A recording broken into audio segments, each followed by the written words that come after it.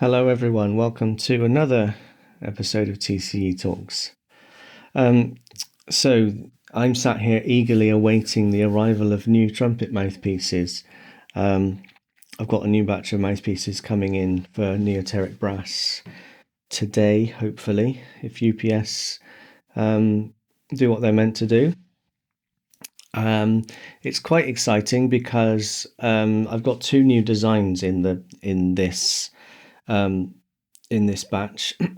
I've got my standard mouthpiece for over a year now has been the one that I referred to as the CJ mod. What I did with this mouthpiece was I took inspiration from the cup shape of the old Calit Jazz, which was a really popular mouthpiece in the I assume it was the late 80s, early 90s, but I'm not entirely sure. And just like all my other neoteric brass mouthpieces, they have the rim. It has the rim from it's a Dominic Calichico rim that Jerry Calit discovered back in 2007. So it's a wide rim.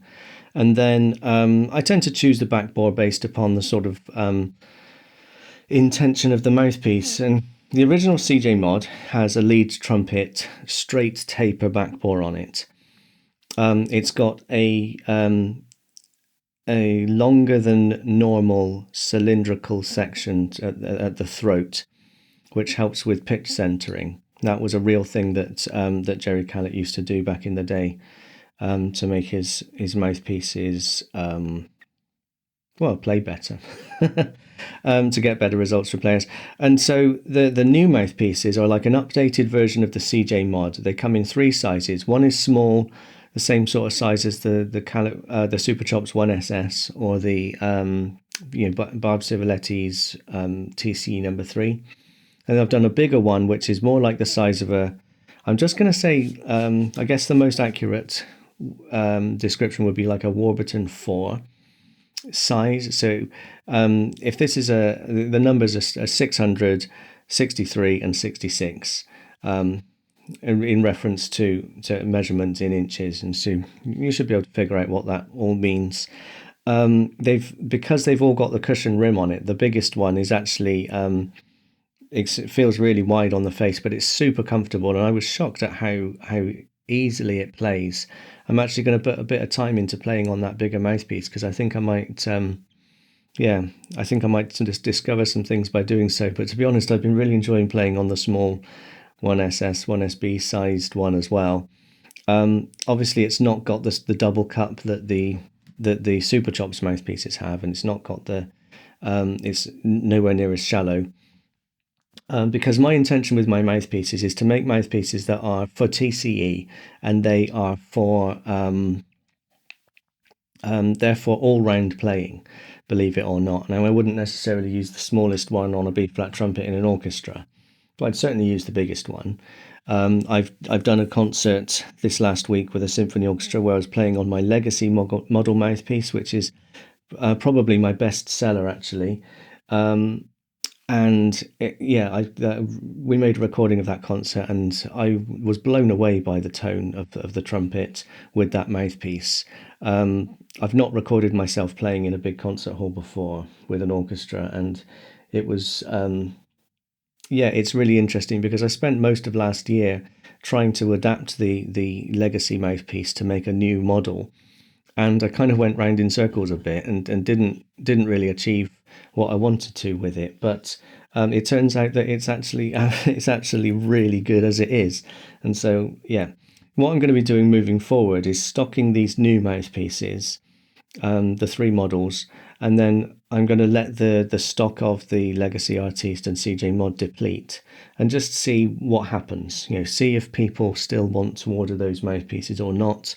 You could almost consider the CJ Mod and the middle-sized new mouthpiece as being the same top with different backbores. So maybe one for your lead playing, and then one for your ensemble playing, for example. But yeah, I'm quite excited about the back bore on these new models. It's got three sections at different tapers. So in my last video I was talking quite a bit about shaping the sound, and this is how I'm hoping to improve on that with my mouthpiece designs. So anyway, the name of the new mouthpiece is moksha, which is it's an Eastern Sanskrit word, which sort of refers a little bit to, makes reference to the whole trumpet yoga thing, because moksha is one of the goals of a yogi. So anyway, the subject of today's video is trumpet methods and their derivatives. Now, I can remember doing a blog post about this quite a while ago, and I don't think I really did a good job of expressing my opinion, because it was very simple. I just had a one line, this is what I think about this topic, and then just lots of filler around it. And so I think it's much easier when you're talking about stuff to maybe sort of explain yourself a little bit better with these sorts of opinions. So this is the thing, is that in the 20th century we saw quite a lot of well, not a lot. there was a small number of sort of trumpet chop gurus. Now, things were very different. In case that's not obvious, things were very different in those, back in the 20th century. Not least of all because we didn't have the internet. I think that's really blown the doors off of a lot of people's hold on the understanding of how brass instruments work, because now people can hop onto YouTube and listen to 5 experts being interviewed for an hour long each. There was so many interviews done in 2020, and you just hear all of the opinions of all of the great players, and unfortunately you see a lot of rubbish on YouTube shorts and Instagram reels and all this, of people trying to summarize how an embouchure works in less than 60 seconds. And of course make it universally applicable, because everyone's face is the same and everyone's instrument is the same and everyone's musical goals are the same, and it's a real nightmare. But the point is, looking back to the 20th century, I really think that the thing is that you would get stuck with the guru that was local to you, and truth be told, there weren't many of them in the UK. The UK, the British sort of school of brass playing is very much sort of, we play with a certain sound that may have its roots somewhere in the British brass band tradition. Got a lot of symphonic principles from the 20th century, people like Maurice Murphy and Phil Cobb and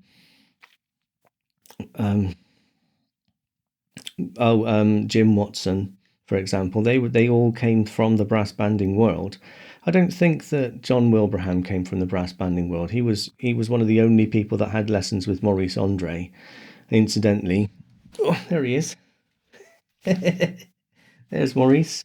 John Wilbraham was taught by Maurice Andre, who then worked very closely with my trumpet teacher, Paul Denegry, at Wells Cathedral School.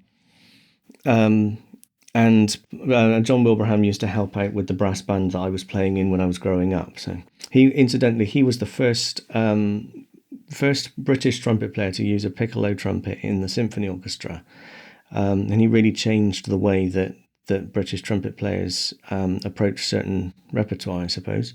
I'm not actually sure how true that is. I'm not sure if many people have actually followed in his footsteps, but I certainly use a piccolo trumpet in an orchestra quite a bit, as did Philippe Schartz, my college teacher.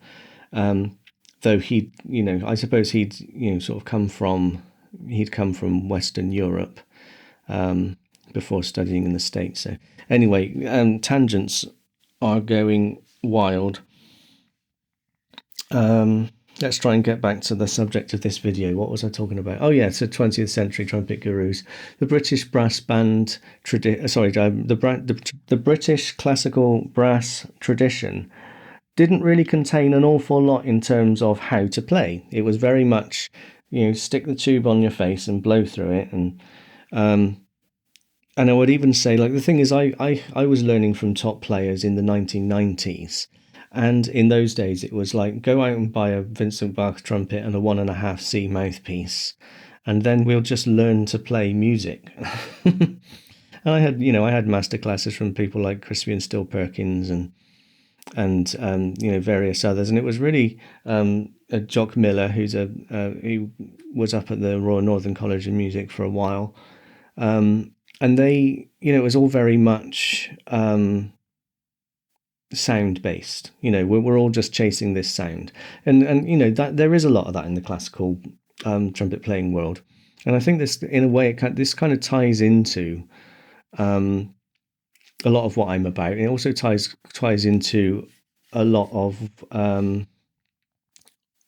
being a person who is into trumpet playing techniques, where we can go, this is how the instrument works. How can we apply this knowledge to playing better?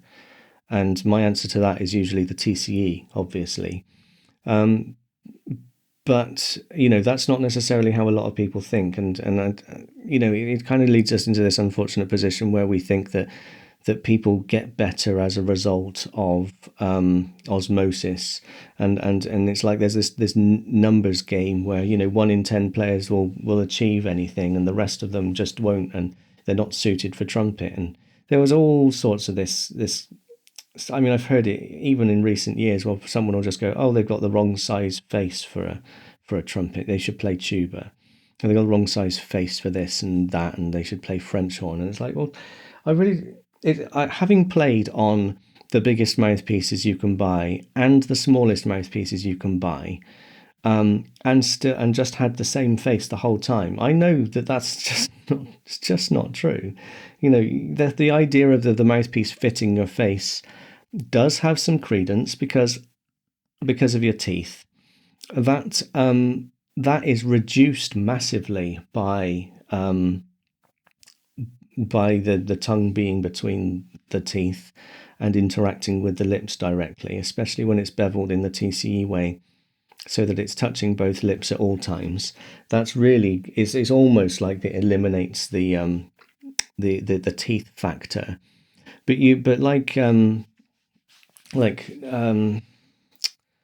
what was that guy? I think I criticized his blog once. There's this popular trombone playing Reinhardt guy out there. Oh, Dr. Wilkin. He quite rightly pointed out in his article about TCE on his blog years ago that everyone's got an airstream direction and everyone's got some sort of pivot, and that those things are universal regardless of what other approach you take to playing. And there's I've had to think a little bit about the fact that Jerome Kallett was typed as a 3B, and actually I'm probably a 3A in Reinhardt terms, and so that does have an effect on what you choose to do here. I don't bring any of that into my teaching because I think that that's part of your own exploration that you've got to sort of figure out. But anyway, I have barely got past the introduction of this video and we're 14 minutes in already. So thinking back to the 20th century, we had Roy Stevens, who was teaching Bill Costello's method. The idea is that Bill Costello did all the observations and devised the method, and then Roy Stevens bought the rights to that from him, and he was the analyst. He was the one who figured out how and why it worked. And then there was Reinhardt, and there's the Claude Gordon, and Louis Maggio back in the 30s, who took his method from Rafael Mendez, and did I mention Claude Gordon? But there was also Herbert Clark, and all of these people who they did a lot of valuable work in discovering how we play this instrument. And then I think that Jerry Kallett came along and took everything to the next level. He took everything to the extreme, to the point that it offended a lot of people, and especially because he wasn't known as a musical player. He wasn't out as a professional player because his chops developed too late in life for that to be a practical thing for him to do. and whatever reasons there may be. But the sad thing about about looking at all of these experts is that already they're all dead. Okay, and the effect of that is that no one's ever going to be taught by them again, and we're not really ever going to know what those people would say to any individual about their playing. Because I think that's something that's universal in teaching, even if you're into a certain method and you've devised this method yourself and you want to teach it to everyone, is that you tend to teach the pupil and not, well, the line goes, you teach the pupil, not the instrument. But when a pupil comes to you with their own set of problems, you don't go, this is how the method works, follow the method, do this every time and it will work.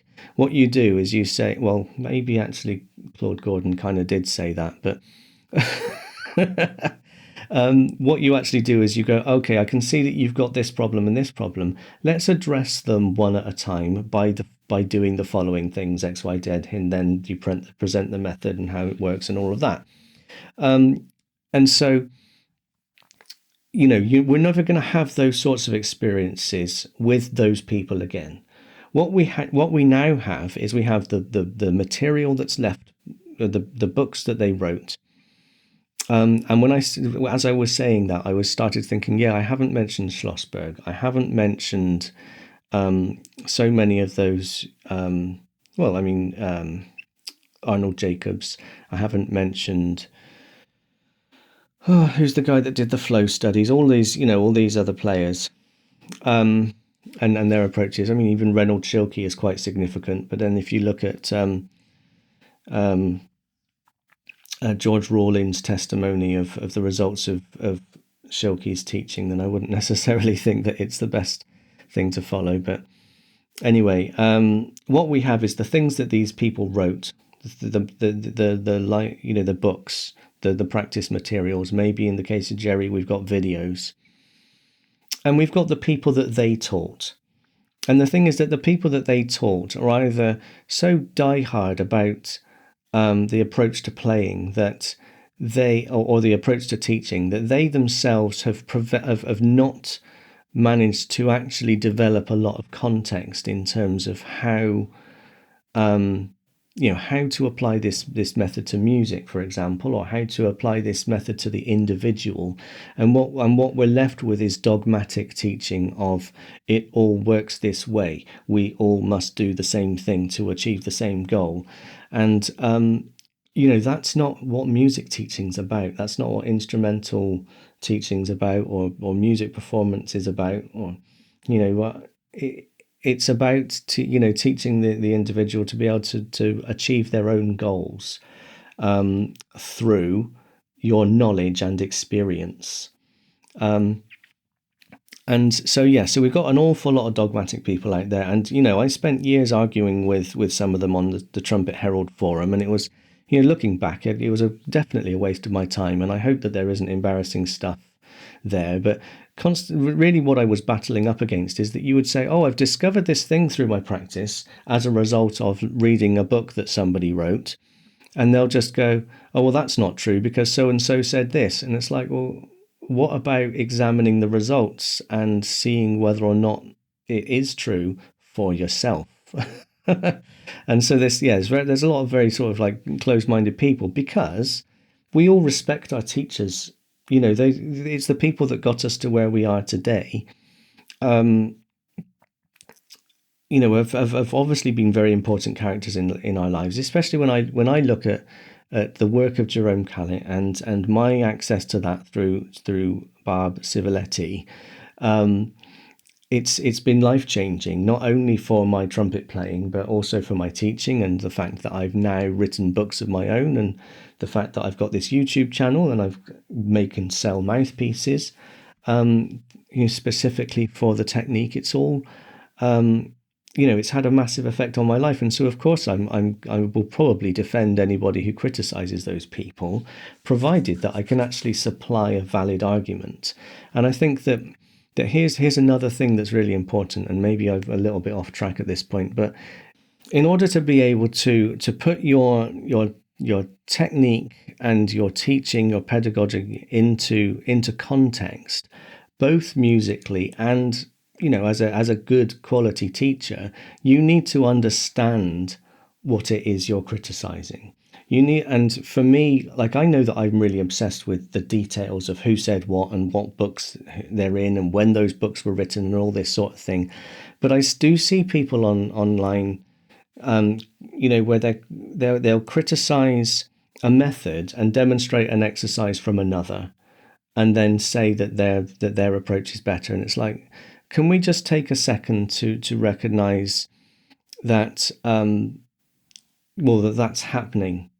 Actually, if we're going to talk about Jerry Callett's pedagogy in relation to other pedagogy, we can't just go, oh, well, what Jerry was doing in 2016, 2017 is definitely the best thing that he ever taught.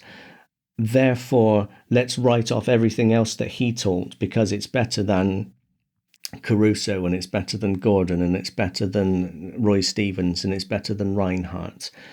And it's and it's like, well, and it's better than James Stamp. We could just keep going. Let's just keep reeling all the names off. You can't really do that. What you should do instead is go, okay, well, look, Louis Maggio and Claude Gordon were really into a certain approach to playing pedal tones. In the 1970s, Jerome Callett was into a completely different method of what we might also class as pedal tones, playing in the double pedal register with the Einsätze and embouchure. Let's analyse how these things are different.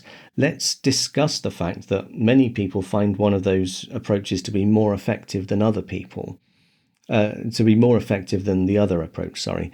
Many people find double pedal tones, the Jerome Callett way, to be more effective than single pedal tones. Why is that? How can we integrate this idea into the world of brass pedagogy? Rather than going, oh, well, this person doesn't have a double high C, that therefore means that they have no embouchure. That's absolute nonsense. And anyway, sorry, I'm trying to keep this very non-specific, but I think that ultimately we're not going to develop the brass pedagogical landscape by sort of flinging dung at each other. What we actually have to do is have a solid understanding of other approaches to playing, so that we can then criticize them effectively by demonstrating why something else works better. And that's what I've always tried to do when presenting TCE to the world, is I go, well, look, this is what other people are doing. This is what I do. You can see and hear the difference. It's up to you whether or not my approach is better, but I think my approach is better.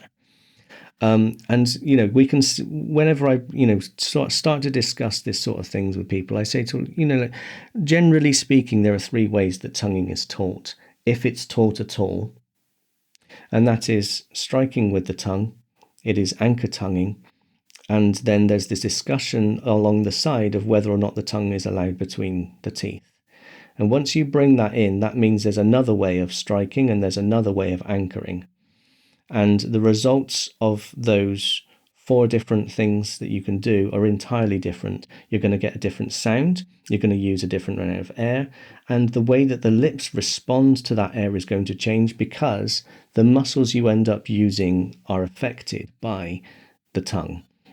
The tongue position affects how the muscles of the face are activated and all of that sort of business. And so then we start to go, okay, well, if we know that we're going to use these certain muscles, how are we going to develop them, or should we choose not to develop them?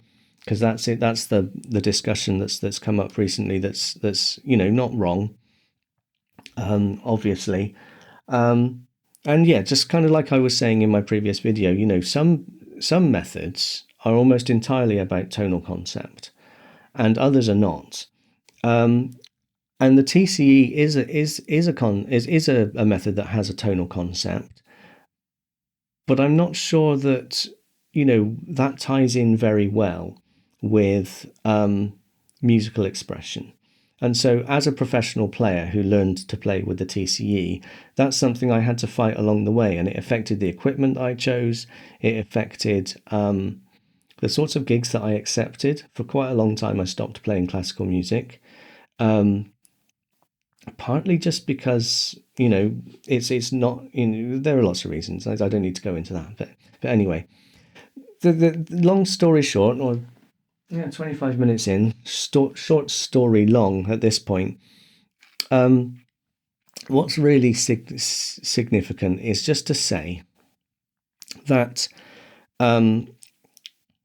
moving forward, looking ahead and how we're going to keep presenting the work of Jerome Khalett to the world alongside Claude Gordon, alongside Carmine Caruso, and all the other people I've mentioned, and all the ones that I forgot. What we're going to have, and what we're going to see increasing amounts of, is derivatives of these methods. You are going to see people like, recently I heard on a podcast, Rashawn Ross saying that he had read Embouchure Self-Analysis by Roy Stevens, and he was going, oh wow, I do so much of this stuff already. This book's obviously going to help me play better. And then there are people like Peter Messieurs, who was the principal trumpet of the Concertgebouw Orchestra. There are some great recordings of him out there, and I got hold of the Jerome Khalett Peter Messieurs mouthpiece a few years ago. A few months ago, which is really cool. But he's another one who, he took a look at TCE and Super Chops, and he said, oh yeah, that's how I play. And so, again, you're not going to turn around and just, some people are going to say, oh, well, he's one of us, therefore we must celebrate everything he's done. And then other people are going to take another player who wasn't already in a high sort of status position and criticizing them for sounding and playing in exactly the same way just because they don't tick a box or something. But then you're going to get things like the Balanced Embouchure. That's a great book, and it shares a lot of the early trumpet yoga exercises. And so that is a derivative method. But essentially, whenever anybody learns a method or learns to play, and a part of their journey included lessons with a teacher who was an expert in a certain approach, what they then choose to go on and teach next is going to be a derivative of that method and their own experience. And and this idea of there being pure Super Chops or pure TCE, if you like, or pure Claude Gordon or pure anything else moving forward is just absolutely ridiculous. It's complete nonsense. And what we just have to do is keep sharing our knowledge and experience, and explaining to people what is written in Jerry Kallett's books and what they mean, and how to apply it to playing, and the positive results that you'll get from doing that, and let people make up their own mind. And that's, I think, maybe maybe that's the most important thing. And I think I'll leave it there. I'm sure that there were thoughts that I had whilst talking in the last few minutes that have gone by the wayside, but I think it's really quite obvious what I've been discussing. I think I've made a lot of strong points in this video, and it'll be interesting to see, if I get any responses and further thoughts on the subject. Obviously, we can readdress it again in future. Thanks for watching. Check out neotericbrass.com or tonecontrol.info, and see my new Moksha line of mouthpieces for those who are interested in a more efficient approach to playing, and specifically the tongue-controlled embouchure. Bye for now.